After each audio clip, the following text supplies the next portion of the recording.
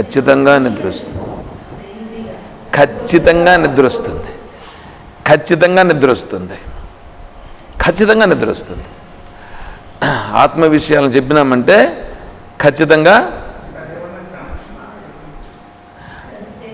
మనస్సు సత్వగుణము, రజోగుణము, తమో గుణములతో మనస్సు కూడి ఉంటుంది. ఆత్మస్వరూపము సత్వరజస్తమో గుణాలకు అతీతంగా ఉంటుంది. ఆత్మస్వరూపమేమో సత్వరజస్తమో గుణాలకు అతీతమైనది. ఈ మనస్సేమో సత్వరజస్తమో గుణాలతో కూడినది ఈ మనస్సు. ఇప్పుడు దీనికి సత్వగుణాన్నో, రజోగుణాన్నో, తమో గుణాన్నో చెప్తే ఇది వింటుంది. ఈ మూడింటికి అతీతమైనదని చెప్తే దానికి ఒక పెద్ద బోరు, దానికి తెలియని విషయము, దానికి అనుభవం లేని విషయము. అందుకనే అదెందులో మనకెందుకు అని అదేం చేస్తుంది. ఇప్పుడు ఇక్కడ ఫిజిక్స్ పైన మనం ఒక క్లాస్ చెప్పినాం అనుకోండి, ఎంతమంది వింటారు? ఆ అమ్మగారు ఫిజిక్స్లో ఇది కాబట్టి అమ్మగారు ఒకవేళ కొద్దిగా యాక్టివ్గా ఉంటారు, మిగతా వాళ్ళు కాదు. నేను ఈ మన క్లాస్ చెప్పేటప్పుడు ఏం చేసిందంటే, ఎంతసేపు మట్టి కుండ మట్టి కుండ మట్టి కుండ మృతికేత్యేవ సత్యం అని చెప్తూ వచ్చినాను. ఇక్కడ ఆన్లైన్లో క్లాస్లో అమ్మగారు అడిగారు, సార్ మీరు ఎంతసేపు అయినా మట్టి కుండ చెప్పుకుంటూ ఉండరు, ఇది రిలేటివ్ కాదు, దీనికి మీరు చెప్తా ఉండేదానికి దీనికి సంబంధం లేదని. ఈ క్లాస్కి మీరు చెప్తాండి కుండకు ఏమన్నా సంబంధం ఉందా? టాపిక్ మార్చండి. చూడండి ఎట్లా ఉందో, టాపిక్ మార్చండి అన్నది. ఇప్పుడు మట్టి కుండ అనేటువంటి దాన్ని నువ్వు అర్థం చేసుకుంటేనే ఇక్కడ వచ్చేటప్పటికి వేదాంత విషయం అర్థమవుతుంది. కానీ వాళ్ళకు అది చెప్తూ ఉంటే దాన్ని పట్టుకోవడం లేదు, రిలేటెడ్ లేదు అనేటట్లుగా వాళ్ళకు నిశ్చయం. కానీ వాళ్ళకి అట్లా అనిపించి ఏంది ఈయన ఎంతసేపు ఇవి చెప్తాడే, లేకపోతే బంగారము ఆభరణాలు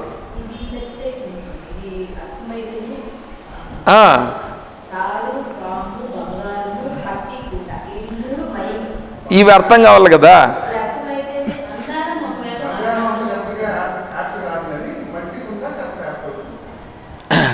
రజ్జు సర్ప భ్రాంతి, సుక్తి రజస భ్రాంతి, ఇది చెప్పినామని అనుకోండి, ఎంతసేపు తాడు పాము ఎంతసేపు తాడు పామేనా, ఏంది ఇది వేదాంతమా అని అనుకుంటారు. అదే శ్రీకృష్ణుడు పుట్టినాడు, కారాగారములో పుట్టినాడు. ఆ సమయంలో కంస మహారాజు అక్కడ పెట్టినారు. ఎవరిని ఎంతమందిని పెట్టినారు తెలుసా? కాపలాదారులను ఇంతమందిని పెట్టినాడు.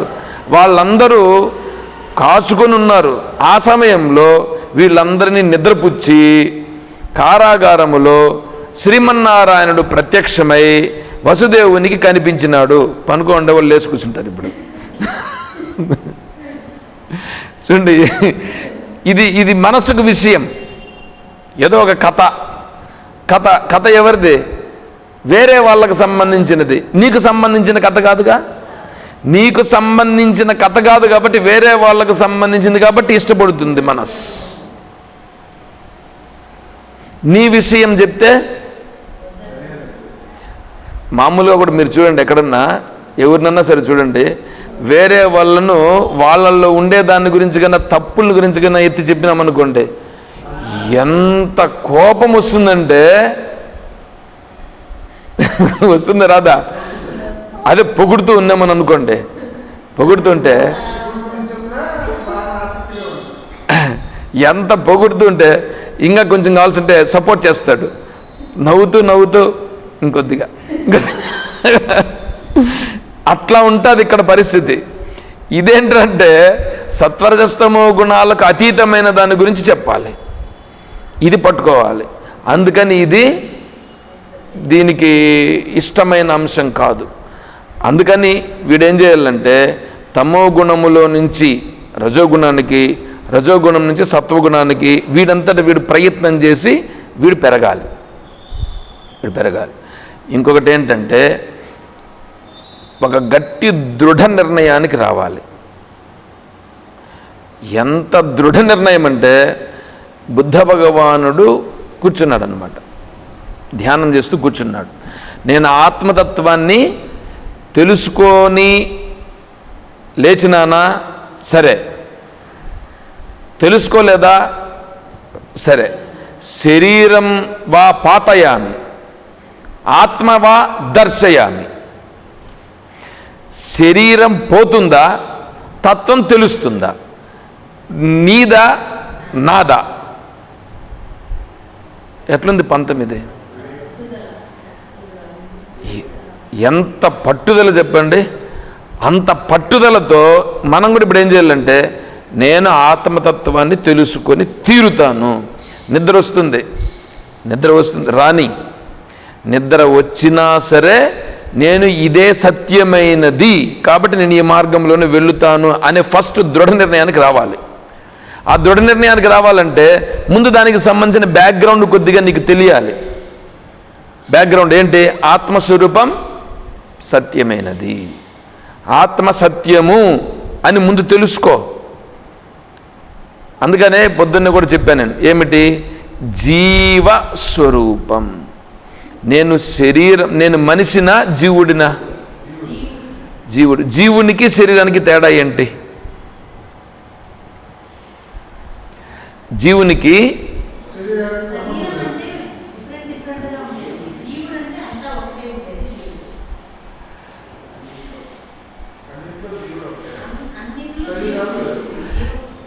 జీవము, జీవము ప్రాణం ఉండేది, దీన్ని కదిలిస్తూ ఉండేటువంటిది, శరీరాన్ని కదిలిస్తూ ఉంది. శరీరమును తెలుసుకుంటూ ఈ బయట ఉండే వాటిని అన్నింటినీ తెలుసుకునే సామర్థ్యం ఉంది కదా, తెలుసుకునే సామర్థ్యం ఉందే. అదా నేను, లేదా ఈ శరీరమా? అవునా? తెలుసుకునే సామర్థ్యమా? తెలుసుకునే సామర్థ్యము నేను అని మీరు అనగానే శరీర ప్రభావం ఏమైంది? ఈ పాయింట్ పట్టుకున్నారా? ఈ పాయింట్ పట్టుకోండి ఫస్ట్. జీవత్వము, జీవత్వం అనంటే దీనిలో ఉండేటువంటి ఆ తెలుసుకునే సామర్థ్యము. నీలో కదలిక ఉంది, కదలిక ఉందా? తెలుసుకునే సామర్థ్యం ఉందా? నువ్వు ఏదో తింటే రుచి తెలుసుకునే సామర్థ్యం ఉందా? చూస్తే తెలుసుకుంటున్నావా? రూపాలన్నింటిని గుర్తిస్తున్నావా? ఇదంతా మనసు చేస్తోందని అనుకుంటున్నారా? జీవం యొక్క ప్రభావం ఇది. తర్వాత నెక్స్ట్ స్టెప్, అది నెక్స్ట్ స్టెప్ చైతన్యం. ఇప్పుడు చైతన్యం అనేటువంటిది కాదు, ఇది జీవత్వం. ఇప్పుడు జీవత్వం అనే భావన వస్తే ఇప్పుడు జీవత్వానికి కులముందా, మతముందా, స్త్రీనా, పురుషుడా, నపుంసకుడా? పోనీ చెట్టులో లేదా జీవం? మిగిలిన వాటిల్లో శత్రువులో, మిత్రుడు, శత్రుభావన ఏమవుతుంది? అందుకే ముందు వీడు జీవుడు అనేది వీడు తెలుసుకోవట్లేదు. నేను అదే వీళ్ళకే చెప్పా, ఏమికే చెప్పినా, ఈడొచ్చి ఏమో ఆత్మను గురించి మాట్లాడుకుంటే ముందు ఆత్మ అంటే ఏందో నువ్వు తెలుసుకో. ఊరికే వచ్చి నాతో మాట్లాడేది కాదు. నాతో మాట్లాడాలనుకుంటే ముందు నువ్వు ఆత్మను గురించి తెలుసుకో, తర్వాత మాట్లాడు. జీవుడు అని అంటున్నా, జీవుడు అంటే ఎవరో నువ్వు తెలుసుకో. ముందు జీవుని గురించి తెలుసుకొని మాట్లాడు. నువ్వు ఆత్మతో మాట్లాడుకోపో. నువ్వు నాకు చెప్పేదానికి పో, ఇటు నుంచి. అర్థమవుతుందా? ఈ సిద్ధాంతాలంతా ఏం చేసినాయంటే ఇట్లా చేసి పెట్టేశాయి. ఇప్పుడే చూడండి, మీ భావనలో మార్పు వస్తుందా రాదా? నేను జీవుడు, జీవము, జీవుడునా జీవమునా? జీవము, జీవుడు కాదు. జీవుడు పెట్టినారని అనుకోండి, కాబట్టి జీవము, జీవం అనే దానికి స్త్రీలింగము, పుంలింగము, నపుంసకం అని ఏమైనా ఉందా? లేదు. అది నేను జీవము అనేదైతే ఇప్పుడు నువ్వు జీవమును కలిగినటువంటిదేదో అది దైవంగా చూస్తావు నువ్వు. అవును, అవును.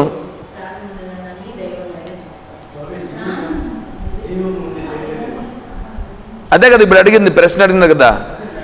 జీవం అనేటువంటి దాన్ని తెలుసుకుంటే తరువాత చైతన్యం దగ్గరికి పోతావు. ముందు జీవం దగ్గరికి రా. జీవం దగ్గరికి వస్తే శరీర భావన అనేది, మనస్సు భావన అనేది, ఇప్పుడు ఇంతసేపు చెప్తున్నాను చూడండి, నీకు కుల భావన పోయిందా? కుల భావన పోయింది. స్త్రీ పురుష నపుంసక భావన పోయింది. మనస్సులో శత్రుమిత్ర భావన పోయింది. చూడండి ఎట్లా ఉంటుందో. ఇవన్నీ కూడా ఎట్లా చేసినాయి? ఈ ధనము, ధాన్యము, వస్తువులు, వాహనాలు ఇదంతా పొందుట, అహంకారము, ఇవన్నీ కూడా ఏమైనాయి? అన్నీ వారగపోతాయి. నువ్వు కేవలం జీవమును పట్టుకుంటేనే పోయినాయి ఇవి. చూసారా? ఇప్పుడు ఈ జీవము, నేను జీవము అనే స్థితికి ఎవడొచ్చినాడో వీడి మనస్సు అద్దము వంటిది. ఇప్పుడు గ్లాస్ డోర్ చెప్పినాం కదా, ఈ గ్లాస్ డోర్ శుద్ధ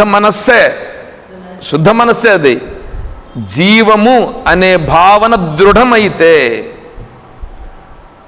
ఏమంటే జీవం ఎప్పుడుంది నీకు?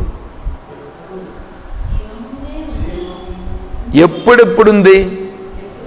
అరే జీవము లేనిది ఎప్పుడయ్యా అని అడగాలి మీరు నన్ను క్వశ్చన్. ఎప్పుడు పోలేదు జీవము. అది ప్రాణం, అది వారగబెట్టు. జీవం అనేది నిన్ను నిలబెట్టి ఉంది. జీవం నిన్ను నిలబెట్టి ఉంది. అది ఎప్పుడుంది? ఎప్పుడూ ఉంది జీవం. ఎప్పుడూ ఉండే జీవము, దాన్ని నువ్వు ప్రయత్నం చేసి తెలుసుకోవాలనా?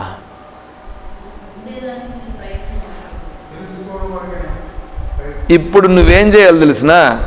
జీవముగా ఉండుట. నువ్వు జీవముగా ఉండలేవు. జీవముగా ఉంటావా? పరిత్యజించమని ఎవరు చెప్పినారు? అట్లా చేయకూడదు. ఇప్పుడు చేయాల్సింది అదే భగవద్గీతకు సంబంధించినది. భగవద్గీత చెప్పేది అదే. మీరు అనుకుంటున్నారు చూడండి, అట్లా చెయ్యొద్దండి. అట్లా చేయమని చెప్పేటువంటిది యోగం. మీరు చెప్తా ఉన్నారే యోగ చిత్తవృత్తి నిరోధ, మీ అన్నింటిని విడిచిపెట్టేయాలనేటువంటిది వేరేటు చెప్పేది. భగవద్గీత అలా చెప్పదు. మీరు ఎక్కడ ఉన్నారో అక్కడే ఉండండి, ఏమి చేస్తున్నారో అదే చెయ్యండి. అయితే మీ మనస్సు యొక్క ప్రభావం ఏది ఉందో దానిని చూస్తూ మీరు జీవత్వ భావనలో ఉండండి. అప్పుడేమైపోతుందంటే, ఇప్పుడు మీరు శరీర భావాన్ని విడిచిపెట్టేసి అన్నీ విడిచిపెట్టేయాలని అన్నారు అనుకోండి, అన్నీ విడిచిపెట్టేస్తే మనం ఉండగలమా? ఉండలేము. కాబట్టి ఇప్పుడు ఏం చేయాలంటే, నీ ఫైనల్ స్టేజ్ ఏమో అదే. నీ ఫైనల్ స్టేజ్ అదే, కాదని చెప్పట్లేదు. నీ ఫైనల్ స్టేజ్కి చేరాలంటే ఏం చేయాలి? నువ్వు ఇక్కడి నుంచి స్టెప్ బై స్టెప్ వేసుకోవాలి. ఇప్పుడు ఒక నది ప్రవాహం ఉంది. ఈ ప్రవాహంలో బ్రిడ్జ్ ఒక జాగాలో కట్టాలి. ప్రవాహం ఉధృతంగా పోతుంది. ఇక్కడ బ్రిడ్జ్ కట్టాలి. ఇక్కడే బ్రిడ్జ్ కట్టడానికి వీలవుతుందా? ఎట్లవుతుంది? వాటర్ను డైవర్ట్ చేయాలి అంటే వెంటనే డైవర్ట్ చేస్తావా?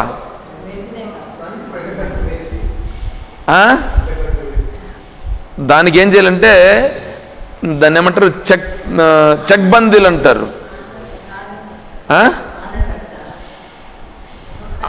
అంటే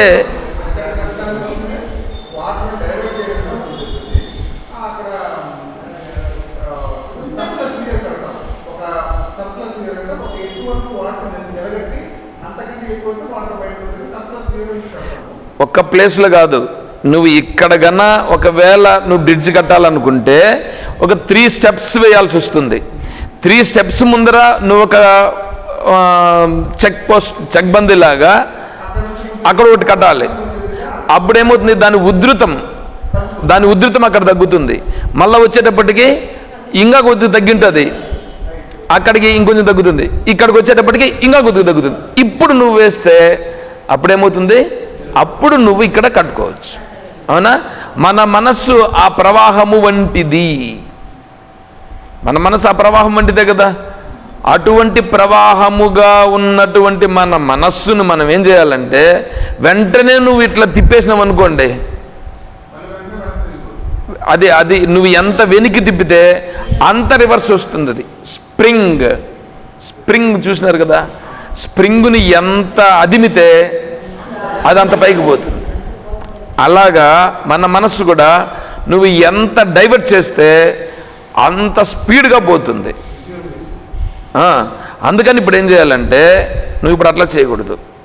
ఇప్పుడు ఏం చేయాలంటే మనస్సుని కొద్ది కొద్దిగా నిలగట్టాలి. ఎట్లా నిలగట్టాలి అనేది ఇప్పుడు ఇక్కడ విషయం. ఎట్లా నిలగట్టాలి విషయం అనంటే, దాన్ని ఉన్న ప్రదేశములోనే ఉంచాలి.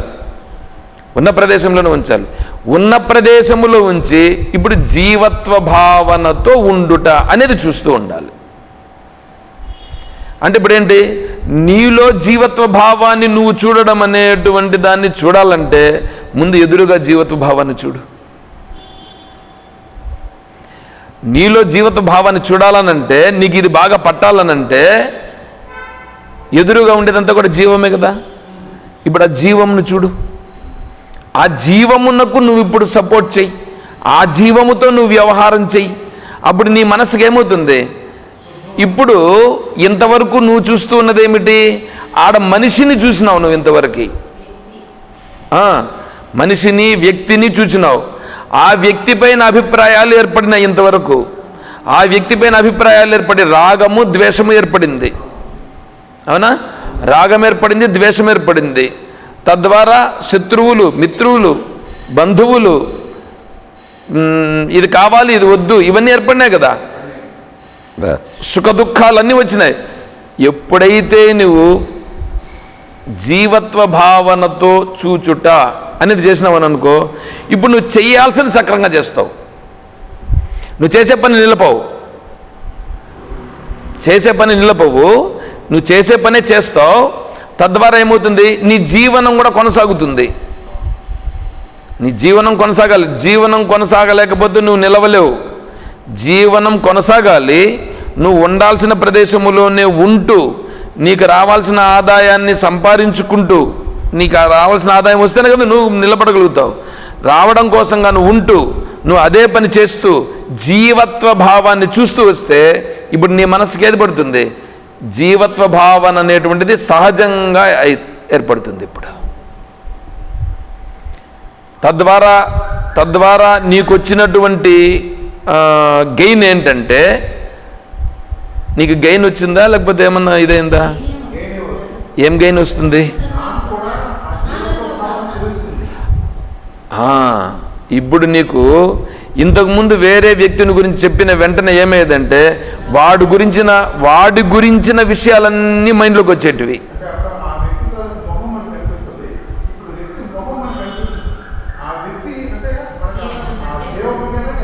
అది కనిపిస్తుంది, అది వస్తుంది. ఇప్పుడు జీవత్వ భావన వచ్చి రాగద్వేషాలు క్రమంగా తగ్గుతాయి. చూడండి ఇప్పుడు ఇది ఎట్లుంది, ఇది అభ్యాసం.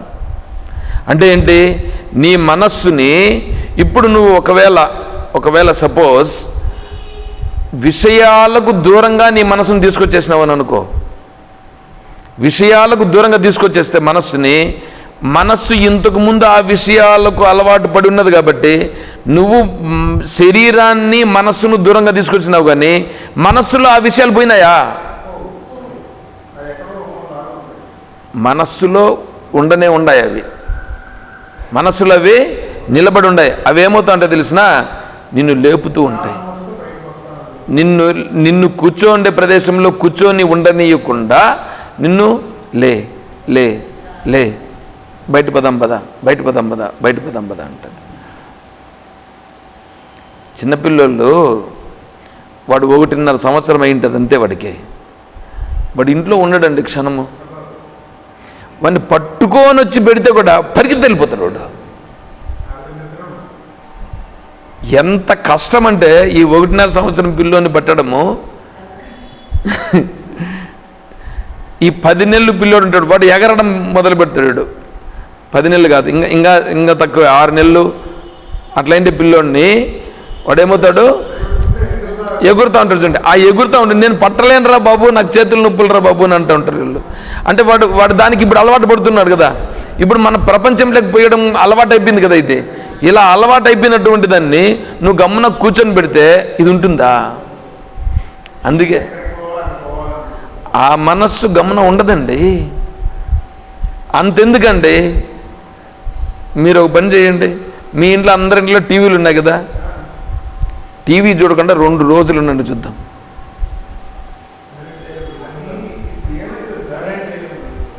నేనంటాను అదేమి, 2 రోజులు టీవీ చూడకుండా ఉండండి చూద్దాం.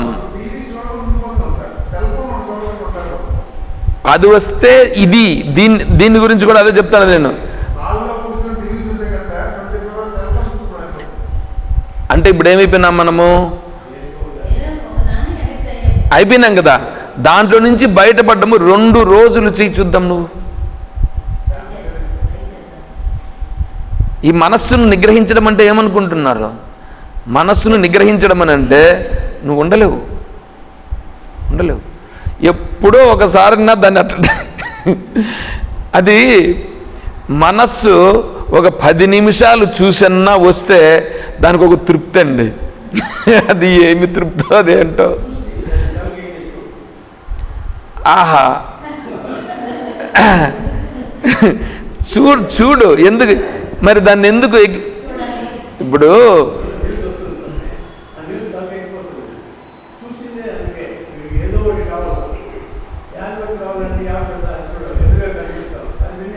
నీకు తలకెక్కిందా లేదా అనే విషయం మేము దాని గురించి మాట్లాడితే బాగుండదు. ఎందుకంటే నీకు తలకెక్కిందా లేదా అనే విషయము నీకు ఇష్టమైన వాడిని వేరే వాడు కించపరుస్తూ ఉంటే అప్పుడు తెలుస్తుంది.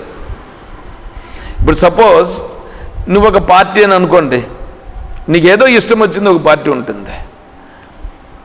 నువ్వు ఏదో ఒక పార్టీ అంటే నీ మనసులో ఒక అభిమానం ఉంటుందండి. నీకు అభిమానం లేకుండా ఉంటుందా? ఉంటుంది కదా. ఇప్పుడు నేను ఇక్కడ ఏం చేస్తానంటే, నేను ఒక పార్టీని విమర్శిస్తాను.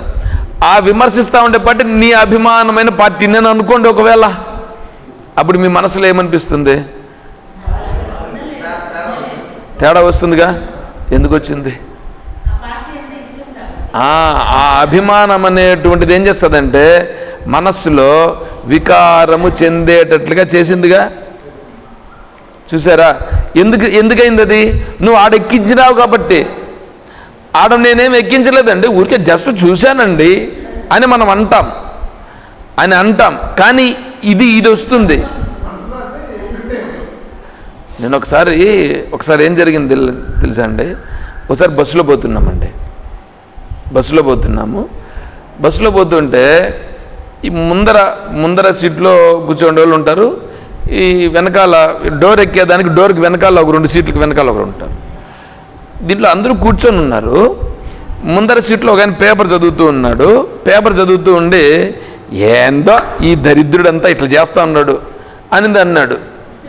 ఈ పక్కలో కూర్చొని ఉండేవాడు ఏం జరిగిందండి అని అడిగినాడు. వీడు ఏంది చూడండి, వీడు ఎట్లా చేస్తున్నాడు, వీడు గవర్నమెంట్ నడుపుతా అన్నాడు, ఈ గవర్నమెంట్ నడిపితే ఇట్లా నాశనం చేస్తున్నాడు అని అన్నాడు. ఈ మాట వెనకాల ఉండేవాడు విన్నాడండి. ఏం మాట్లాడుతున్నావు? ఇక్కడ కూర్చో ఉండేవాడు ఏం మాట్లాడుతున్నావు? వాడు చేసిందంటే తప్పేంటి? ఈయనలా ఈడు చూడప్పా ఇట్లా చేసినాడంటే దాంట్లో ఏంటప్ప తప్పు? ఏంటి తప్పు అని అంటావే? ఇంత నాశనం చేస్తున్నాడంటే పైకి లేచి నిలబడి ఏం తప్పు చేసినాడయ్యా? వాడు ఏం తప్పు చేయలేదని ఈడు పైకి లేచాడు. వీళ్ళిద్దరూ కొట్లాడుకుంటే పరిస్థితి ఎంత పరిస్థితి వచ్చింది? వీళ్ళ విషయాలు ఏమన్నా కొట్లాడుకుంటున్నారా? సంబంధము లేని విషయము చూడండి ఎంత ఇదైపోయింది అది. మధ్యలో ఉండే వాళ్ళు లేచి, బాబు మీరు కూర్చోండి బస్సు పని. ఇది ఇవన్నీ ఎక్కించుకునే దానివల్ల ఇచ్చింది. ఇప్పుడు మనము జీవత్వ భావాన్ని ముందు పట్టుకుంటే, ఇప్పుడు అక్కడ కూర్చొని మనం చూస్తూ